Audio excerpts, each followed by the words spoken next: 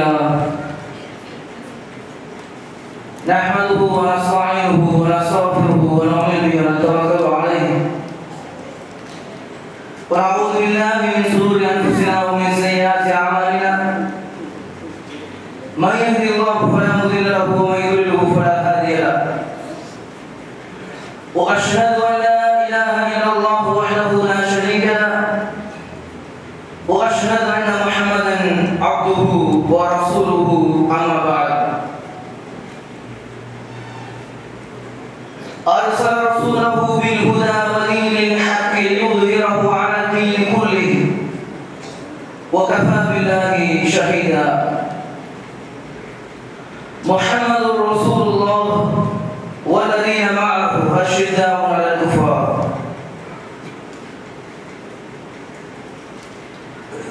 அனைத்து புகழும் அகிலங்கள் எல்லாவற்றையும் ஆறு நாட்களுள் படைத்து அதை இதுவரை எந்தவித ஒரு குறையுமின்றி பேரி பாதுகாத்து வரும் வல்ல நாயகனான அல்லாஹ் ஒருவனுக்கு உரியதாகட்டுமாக. சாந்தியும் சமாதானமும் காரியங்களை நீக்க வந்த கலகமணி ரத்தினமான சத்திய பேருடையான பெருமான நபிகள் நாயகம் ஸல்லல்லாஹு அலைஹி வஸல்லம் அவர்கள் மீதும் அவர்களுடைய உற்றார் உறவினர்களான நம் யாவர் மீதும் நித்தமும் சலாமும் என்றென்றும் நிலவட்டுமாக. அன்புக்கினிய இஸ்லாமிய சகோதரர்களே சகோதரிகளே அல்லாஹ்வுடைய நல்லடியார்களே, இந்த நாள் ஒரு இனிய நாள், இந்த நாள் ஒரு கண்ணியமிக்க நாள் என்று அல்லாஹ்வாலும் அல்லாஹ்வுடைய தூதராலும் போற்றப்படக்கூடிய ஒரு நாளாக இருக்கு. அன்புக்கினிய இஸ்லாமிய சகோதரர்களே அல்லாஹ்வுடைய நல்லடியார்களே, இந்த நாள் ஒரு கண்ணியமான ஒரு நாள், இந்த நாள் ஒரு சிறப்பு மிக்க ஒரு நாள் என்று சொல்லப்படுவதற்கு ஒரு காரணம் இருக்கிறது. உலக முஸ்லிம்கள் அனைவரும் இந்த நாளை ஒரு தியாக திருநாளாக கொண்டாடுகிறார்கள் என்று சொன்னார். ஒட்டுமொத்த முஸ்லிம்களும் இந்த நாளை ஒரு திருநாளாக ஏற்றுக்கொண்டிருக்கிறார்கள் என்று சொன்னார். அதற்கும் ஒரு காரணம் இருக்கிறது. நபி இப்ராஹிம் அலைஹிஸ்ஸலாம் அவர்கள் தன்னுடைய வாழ்க்கையில் செய்த அந்த தியாகத்தினுடைய வெளிப்பாடாக அல்லாஹ் ரப்பல் ஆலமீனுடைய பெரும் கிருபை, அல்லாஹ் ரப்பல் ஆலமீனுடைய பெரும் நாட்டம் இந்த திருநாளை இஸ்லாமியர்கள் அனைவரும் கொண்டாடி கொண்டிருக்கிறார்கள். அன்புக்கினிய இஸ்லாமிய சகோதரர்களே அல்லாஹ்வுடைய நல்லடியார்களே, இந்த நாளை நாம் கொண்டாடுகிறோம் என்று சொன்னார். அதற்கு உண்டான கதாநாயகன் நபி இப்ராஹிம் அலைஹிஸ்ஸலாம் அவர்கள். அந்த நபி இப்ராஹிம் அலைஹிஸ்ஸலாம் அவர்கள் தன்னுடைய வாழ்க்கையில் அல்லாஹ் ரப்பல் ஆலமீன் கொடுத்திருக்கக்கூடிய சோதனையை சாதனையாக மாற்றி காட்டினார்கள். அல்லாஹ் ரப்பல் ஆலமீன் சோதனையை கொடுக்கிறார் என்று சொன்னார். எல்லா நபிமார்களுக்கும் அல்லாஹ் ரப்பல் ஆலமீன் சோதனை கொடுத்தார். நபிகள் நாயகம் ஸல்லல்லாஹு அலைஹி வஸல்லம் அவர்களிடத்தில் ஒரு சஹாபி கேட்கிறார், யா ரசூலல்லாஹ், அல்லாஹ்வுடைய தூதர் அவர்களே, அதிகமாக சோதிக்கப்படுவது யார்? அப்ப நபிகள் நாயகம் ஸல்லல்லாஹு அலைஹி வஸல்லம் அவர்கள் சொல்கிறார்கள், அல்-அன்பியா, நபிமார்கள் என்று சொல்கிறார்கள். அப்ப எல்லா நபிமார்களும் சோதனைக்குள்ளாக்கப்பட்டிருக்கிறார்கள். நபி இப்ராஹிம் அலைஹிஸ்ஸலாம் அவர்கள் என்ன ஒரு பெரிய சாதனை படைத்து விட்டார்கள், என்ன ஒரு பெரிய சோதனைக்கு உட்பட்டு விட்டார்கள் என்று சொல்லி பார்க்கும் பொழுது நபி இப்ராஹிம் அலைஹிஸ்ஸலாம் அவர்களை அல்லாஹ் ரப்பல் ஆலமீன் சோதித்த விதமே தனி. மற்ற நபிமார்களை அல்லாஹ் ரப்பல் ஆலமீன் சோதித்திருக்கிறார் என்று சொன்னால் அவர்களுடைய சோதனை வேறு விதமாக இருந்தது. ஆனால் நபி இப்ராஹிம் அலைஹிஸ்ஸலாமுடைய சோதனை என்பது வேறு விதமாக இருந்தது. எப்படி அல்லாஹ் சோதித்தார் என்று சொன்னால் குடும்பத்தை வைத்து அல்லாஹ் ரப்பல் ஆலமீன் சோதித்தார். எப்படி சோதித்தார்? அல்லாஹ்வா உன்னுடைய மனைவியா, அல்லாஹ்வா உன்னுடைய பிள்ளையா, இந்த மார்க்கமா உன்னுடைய தகப்பனா என்று அல்லாஹ் ரப்பல் ஆலமீன் அவருடைய குடும்பத்தை வைத்து நபி இப்ராஹிம் அலைஹிஸ்ஸலாம் அவர்களை சோதித்தார். நபி இப்ராஹிம் அலைஹிஸ்ஸலாம் அவர்கள் அந்த சோதனையில் வெற்றியும் பெற்றார்கள். எப்படி வெற்றியினை கண்டார்கள்? அவர்கள் அல்லாஹ் ரப்பல் ஆலமீன் கொடுத்திருக்கக்கூடிய அந்த சோதனையை சாதனையாக எப்படி மாற்றி காட்டினார்கள் என்பதை ஒவ்வொரு இஸ்லாமியனும் அறிந்து கொண்டிருக்க வேண்டும். அதை அறிவது மட்டுமல்லாது தன்னுடைய அவர்களுடைய தியாகத்தை இஸ்லாமிய மார்க்கம் நினைவு கூற வேண்டும் என்பதற்காக தான் இந்த திருநாளை இஸ்லாமியர்கள் உலகம் முழுவதும் கொண்டாடி கொண்டிருக்கிறார்கள். நபிகள் நாயகம் ஸல்லல்லாஹு அலைஹி வஸல்லம் அவர்கள் சொன்னார்கள், ஈமானுடைய சுவையை ஒரு இறை நம்பிக்கையாளர் எப்பொழுது அடைகிறான் என்று சொன்னால் 3 தருணங்களில் அடைகிறான்.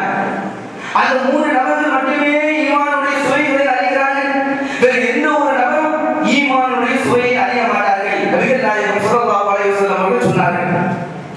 அந்த நபர்கள் யார்? அந்த 3 நபர்கள் யார் என்று சொல்லும் பொழுது முதலாவது நபராக நபிகள் நாயகம் ஸல்லல்லாஹு அலைஹி வஸல்லம் அவர்கள் சொல்கிறார்கள், அல்லாஹ்வையும் அல்லாஹ்வுடைய தூதரையும் உலக மக்கள் அனைவரையும் விட அதிகமாக நேசிப்பது ஒன்றாவது விஷயம். இரண்டாவது விஷயமாக எதை சொல்லி காட்டுகிறார்கள் என்று சொன்னால், அல்லாஹ்வுக்காக ஒருவரை நேசிப்பது. யார் அல்லாஹ்வுக்காக ஒரு நபரை நேசிக்கிறாரோ அவர் ஈமானுடைய சுவையை அறிந்து கொண்டார் என்று நபிகள் நாயகம் ஸல்லல்லாஹு அலைஹி வஸல்லம் அவர்கள் இரண்டாவது நபராக சொல்லி காட்டுகிறார்கள். மூன்றாவது நபராக சொல்லி காட்டுகிறார்கள் யார் என்று சொன்னால், ஈமான் கொண்டு விட்டார்கள். அப்படி ஈமான் கொண்டதற்கு பிறகு திரும்பவும் குஃப்ருல செல்வதற்கு பயப்படுவார்கள். எப்படி பயப்படுவார்கள் என்று சொன்னால், நெருப்பிலே தூக்கி வீசப்படுவதை எந்த அளவுக்கு விரும்புமோ, எந்த அளவுக்கு பயப்படுவோமோ, அதே போல ஈமான் கொண்டதற்கு பிறகு திரும்பவும் குஃப்ருல செல்வதற்கு பயப்படுவார்கள், இருப்பார்கள் என்று நபிகள் நாயகம் ஸல்லல்லாஹு அலைஹி வஸல்லம் அவர்கள் 3 நபர்களை சொல்லி காட்டுகிறார்கள். இந்த 3 நபர்கள் தான் ஈமானுடைய சுவைகளை அறிவார்கள். இவர்களை தவிர வேறு யாரும் அறிய மாட்டார்கள் என்று நபிகள் நாயகம் ஸல்லல்லாஹு அலைஹி வஸல்லம் அவர்கள் சொல்கிறார்கள். முதலாவது விஷயம் என்னவென்று சொன்னால், அல்லாஹ்வையும் அல்லாஹ்வுடைய தூதரையும் உலக மக்கள் அனைவரையும் விட நேசிப்பது. நல்ல புரிஞ்சுக்கிறோம். அல்லாஹ்வை நாம் நேரடியாக பார்க்க முடியாது, யாரும் பார்த்ததில்லை. நபிகள் நாயகம் ஸல்லல்லாஹு அலைஹி வஸல்லம் அவர்கள் இப்ப நம்ம பார்க்கணும்னு நினைச்சா கூட பார்க்க முடியாது. இப்படிப்பட்ட தருணத்தில் தான் அல்லாஹ்வின் மீதும் அல்லாஹ்வுடைய தூதரின் மீதும் முழுமையான பாசத்தை வைக்க வேண்டும், அவர்களை நம்ப வேண்டும், உலக மக்கள் அனைவரையும் விட அவர்களை விரும்ப வேண்டும். இதை இஸ்லாமிய மார்க்கம் நமக்கு சொல்லி காட்டுகிறது. இதன் மூலம் விளங்குகிறது என்று சொன்னால், எல்லா நபிமார்களும் அல்லாஹ்வை நேசித்திருக்கிறார்கள். எல்லா நபிமார்களும் அல்லாஹ்வை நேசித்திருக்கிறார்கள். நபி இப்ராஹிம் அலைஹிஸ்ஸலாமுடைய வாழ்க்கை வரலாற்றிலிருந்து எல்லா பொழுது 2 பண்புகளை முக்கியமாக சொல்லி காட்டுகிறார்கள். என்னென்ன பண்புகள் சொல்லுங்க? 2 பண்புகள். நாம் எத்தனையோ ஹஜ் பெருநாட்களை கொண்டாடி இருப்போம். நம்முடைய வாழ்க்கையில் எத்தனையோ ஹஜ் பெருநாட்களை சந்தித்திருப்போம். இந்த ஹஜ் பெருநாள் கொண்டாடுவதற்கு உண்டான முக்கிய காரணமே நபி இப்ராஹிம் அலைஹிஸ்ஸலாம் அவர்கள் தான். அப்படிப்பட்ட நபி இப்ராஹிம் அலைஹிஸ்ஸலாமுடைய வாழ்க்கை வரலாற்றில் 2 பண்புகளை சொல்லி காட்டுகிறார்கள். ஒன்று என்னன்னு சொன்னா, கட்டுப்படுதல். அல்லாஹ் சொன்னா, அஸ்லிம், கட்டுப்படு. அஸ்லம்து ரப்பில் ஆலமீன், நான் அல்லாஹ்வுடைய ரசூலாக இருக்கக்கூடிய அல்லாஹ்வுக்கு நான் கட்டுப்படுகிறேன் என்கிற வார்த்தையை உடனே யோசிக்காம சொன்னாங்க. அதே போல அர்ப்பணிக்கக்கூடிய அந்த தன்மை நபி இப்ராஹிம் அலைஹிஸ்ஸலாம் அவர்களிடம் இருந்தது. இந்த 2 பண்பும் தான் வரலாறுகளில் முக்கியமாக சொல்லப்படக்கூடிய பண்புகளாக இருக்கிறது. அன்புக்கினிய இஸ்லாமிய சகோதரர்களே, அல்லாஹ்வுடைய நல்லடியார்களே, ஒரு நிமிஷம் சிந்திச்சு பார்க்கணும். நபி இப்ராஹிம் அலைஹிஸ்ஸலாமுடைய வாழ்க்கை வரலாறை எடுத்துக்கொண்டோம் என்று சொன்னால், வாப்பாவை விட்டுட்டு வர மார்க்கத்திற்காக, மார்க்கத்தை எட்டி வைப்பதற்காக, மார்க்கத்தை கொண்டு சேர்ப்பதற்காக வாப்பாவை புறக்கணிச்சுட்டு வர, வாப்பாவை புறக்கணிச்சுட்டு வந்த மட்டும் இல்லாம சிலைகளை இந்த இடத்துல அல்லாஹ் புறக்கணிக்கிறாங்க. எந்த இடத்துல அல்லாஹ்வை ஏற்றுக்கொள்வார்களோ, எந்த இடத்துல அல்லாஹ்வை நம்புவார்களோ, எந்த இடத்துல அல்லாஹ்வை வணங்குவார்களோ அந்த இடத்துக்கு நான் செல்கிறேன். நபி இப்ராஹிம் அலைஹிஸ்ஸலாம் அவர்கள் ஹிஜ்ரத் செய்து போகிறார்கள். அர்ப்பணிப்பு.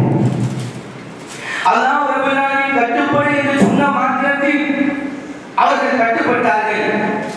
தவமிருந்து பெற்ற பிள்ளை, எவ்வளவு காலம் கழிச்சு பெற்றிருக்கக்கூடிய பிள்ளை, அந்த பிள்ளையை அருன்னு சொன்ன உடனே நபி இப்ராஹிம் அலைஹிஸ்ஸலாம் அவர்கள் அல்லாஹ்வுடைய நாட்டம் என்று தன்னுடைய பிள்ளையிடத்துல வந்து கேட்கிறாங்க. பிள்ளையும் சொல்றாங்க.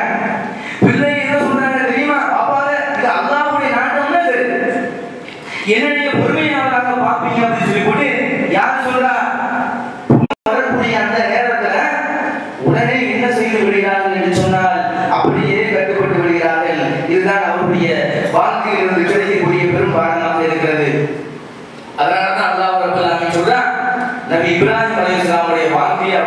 பெற்று நபிகள் நாயகம் ஸல்லல்லாஹு அலைஹி வஸல்லம் அவர்கள் நபிகள் நாயகம் ஸல்லல்லாஹு அலைஹி வஸல்லம் அவர்களுக்கு அல்லாஹ் ரப்பல் ஆலமீன் கொடுக்கக்கூடிய கட்டளை என்ன?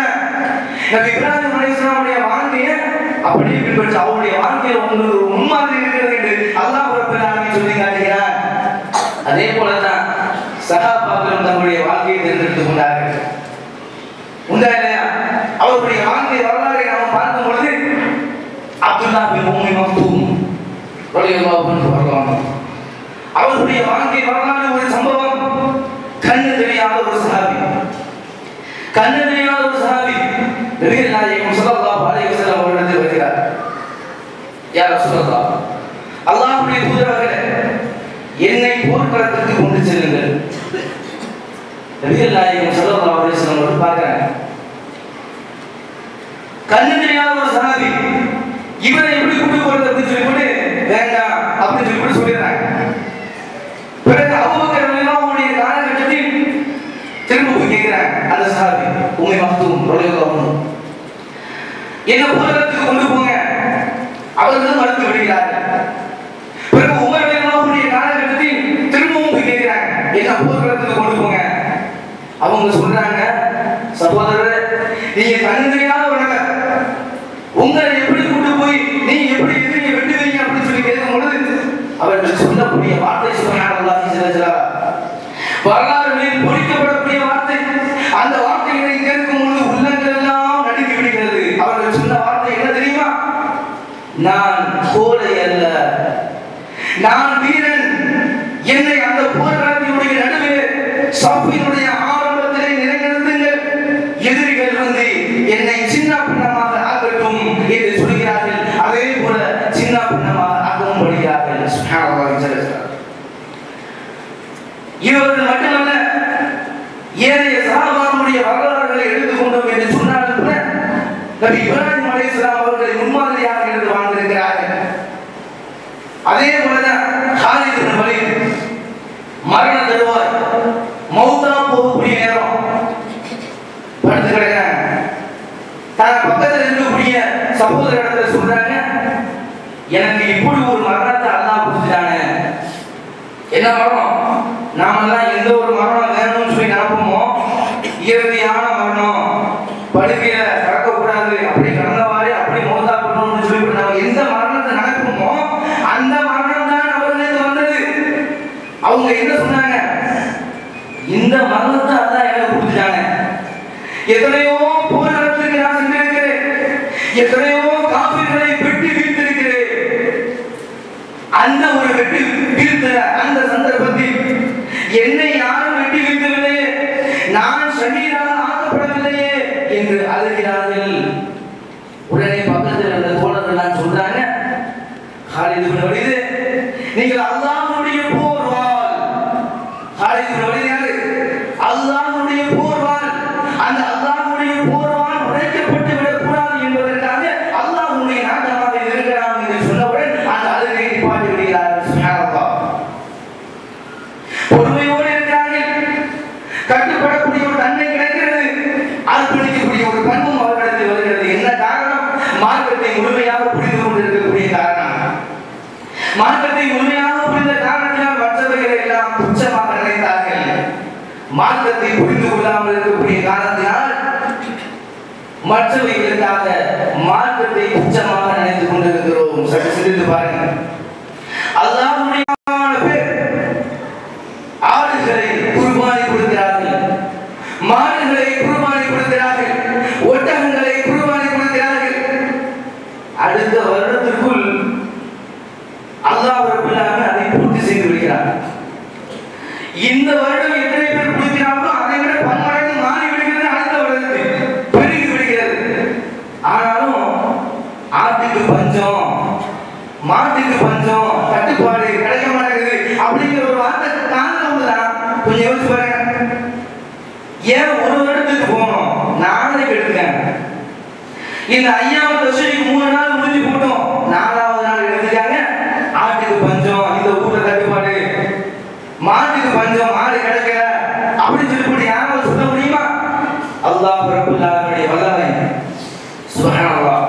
அல்லாஹ் ரப்பல் ஆலமீனுடைய வல்லமை என்று கிடைக்கிறது. கோடிக்கணக்கான பேர் குர்பானி கொடுக்கிறார்கள்.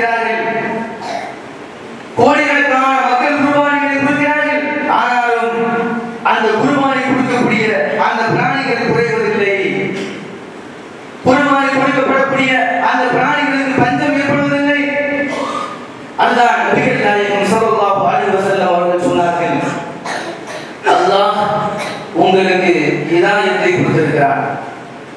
உண்டா இல்லையா? நல்லா தெரியுது நீங்க அஞ்சு பேர் சொல்லி. நேற்று எல்லாம் அரபா மைதானத்தில் ஆட்சிகள் எல்லாம் ஒன்று கூடாங்கிற விஷயம் நமக்கு நல்லா தெரியுது.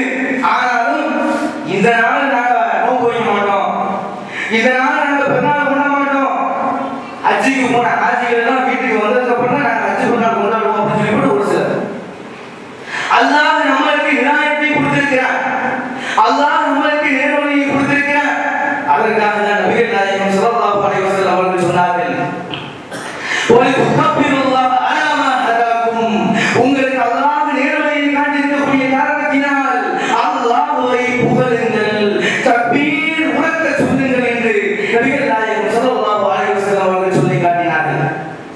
தக்பீரை உரக்க சொல்லுங்கள், சொல்லுங்க அல்லாஹு அக்பர், அல்லாஹு அக்பர், அல்லாஹு அக்பர் கபீரா. சொல்லுங்க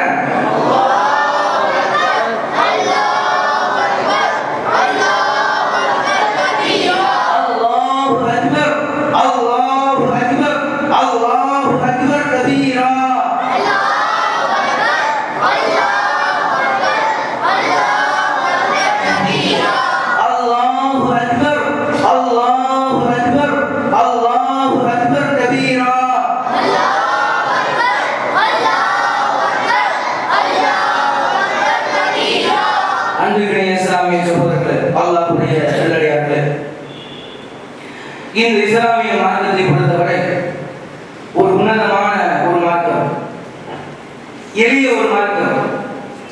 இந்த மார்க்கத்தில் சொல்லப்பட்டிருக்கக்கூடிய கருத்துக்கள் எல்லாம் இனிமையானவை, எளிமையானவை, மக்கள் பின்பற்றுவதற்கு தகுதியாக உள்ளது. இந்த மார்க்கத்தில் சொல்லப்பட்டிருக்கக்கூடிய கருத்துக்கள் என்றைக்கே முற்றுப்பட்டு விட்டது.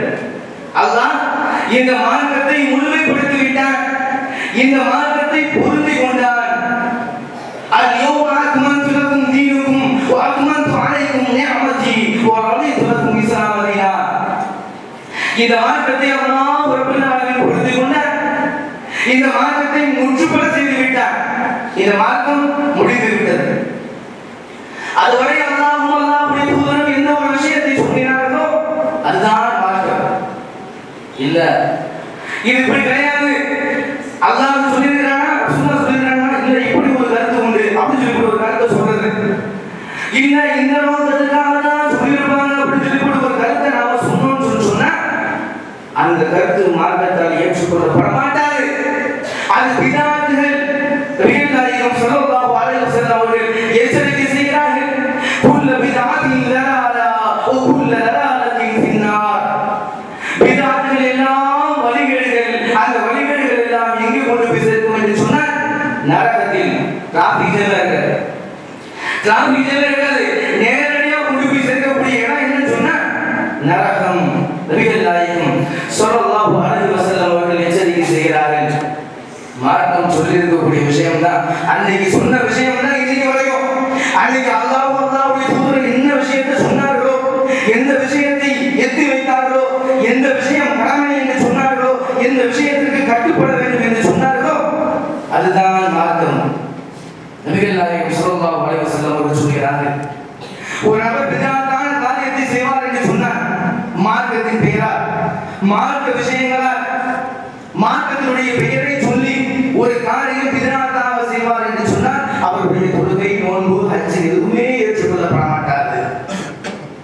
அவர் இந்த அளவுக்கு இஸ்லாத்தை விட்டு வெளியேறுவார் என்று சொன்னார், புகைத்த மாவிலிருந்து ஒரு முடி எப்படி இலகுவாக வெளியேறுமோ அதுபோல அவர் வெளியேறி விடுவார். நபிகள் நாயகம் ஸல்லல்லாஹு அலைஹி வஸல்லம் அவர்கள் எச்சரிக்கை செய்கிறார்கள்.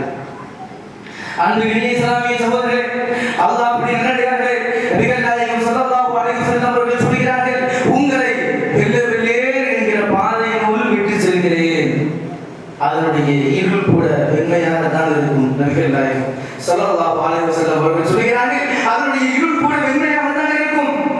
அப்படிப்பட்ட வெள்ளை வெள்ளேர் என்கிற பாதையினுள் உங்களை விட்டு செல்கிறேன் என்று சொல்கிறார்கள்.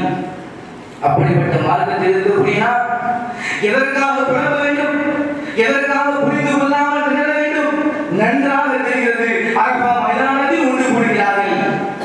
நபிகள் நாயகம் ஸல்லல்லாஹு அலைஹி வஸல்லம் அவர்கள் சொல்கிறார்கள், ஹாஜிகள் ஒன்று கூடக்கூடிய நாளில் ஹாஜிகள் அல்லாது ஏனைய முஸ்லிம்கள் எல்லாம் அந்த நாளிலே நோன்பினை நோற்றுக் கொள்ளுங்கள்.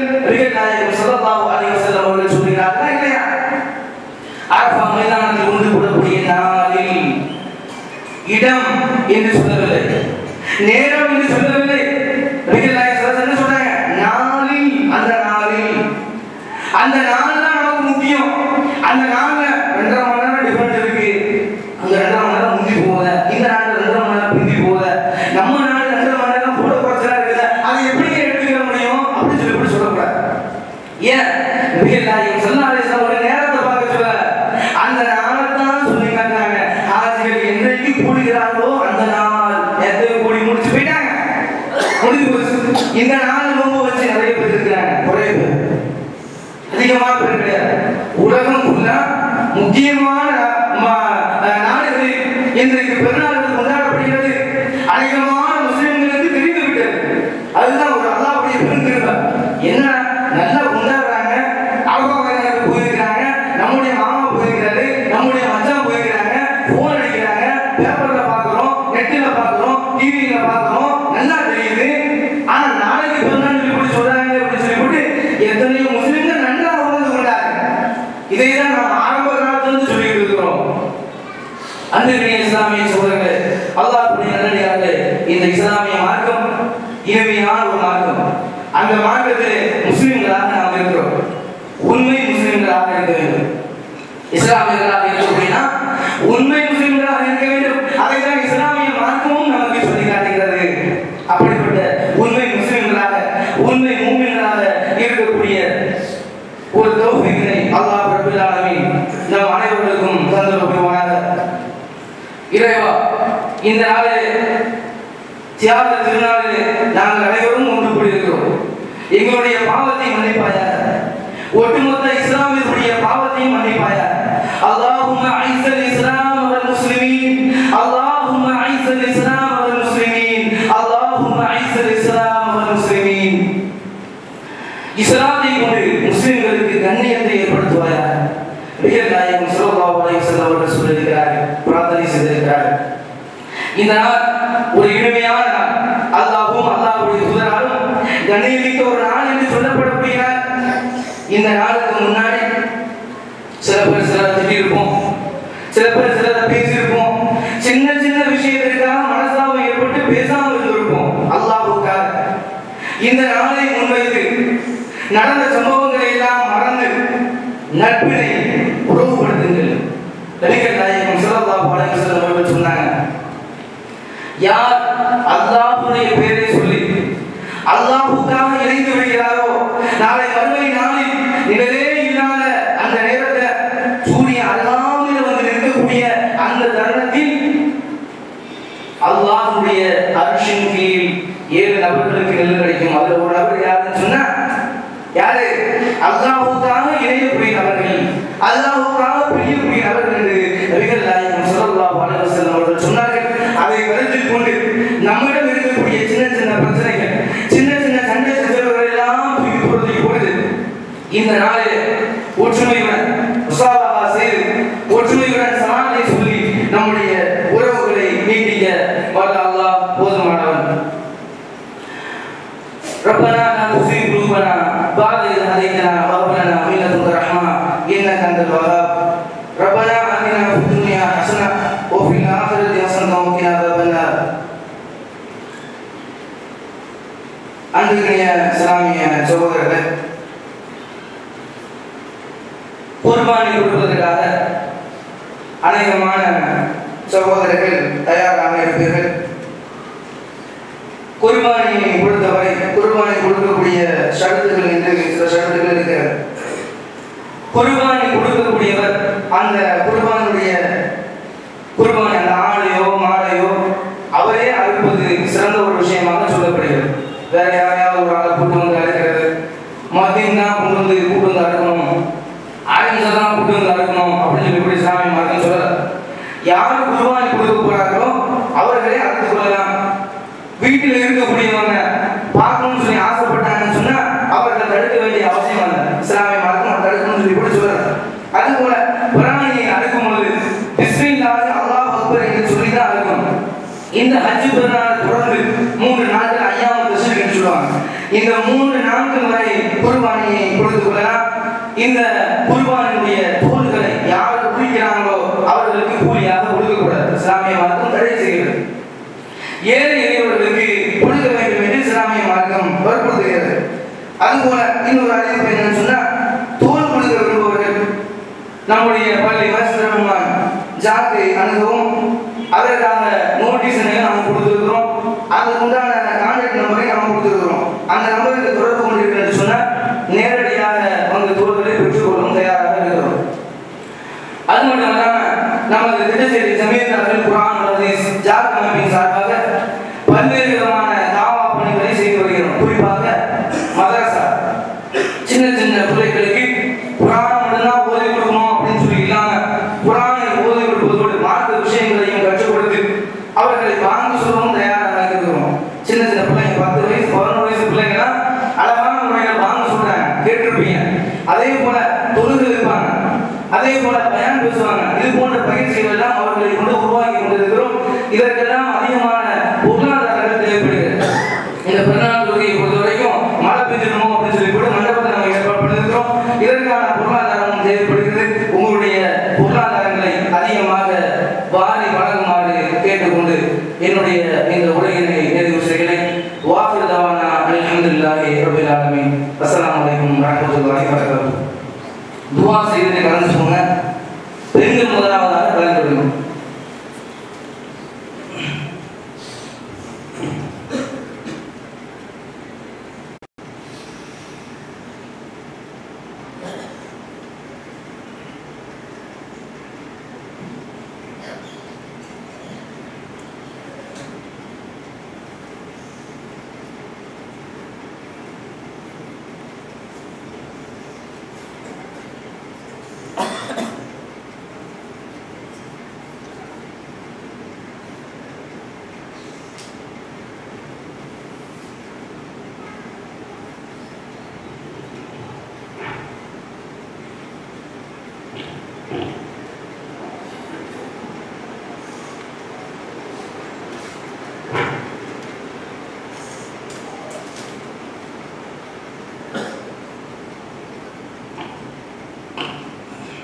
பெருநாள் தொழுகை முடிந்ததற்கு அப்புறம் வீட்டிற்கு செல்லும் பொழுது எந்த வழியாக வந்திருக்கிறோம் அந்த வழியாக இல்லாமல் வேறொரு வழியாக செல்வது என்பது நபி வழியாக இருக்கிறது.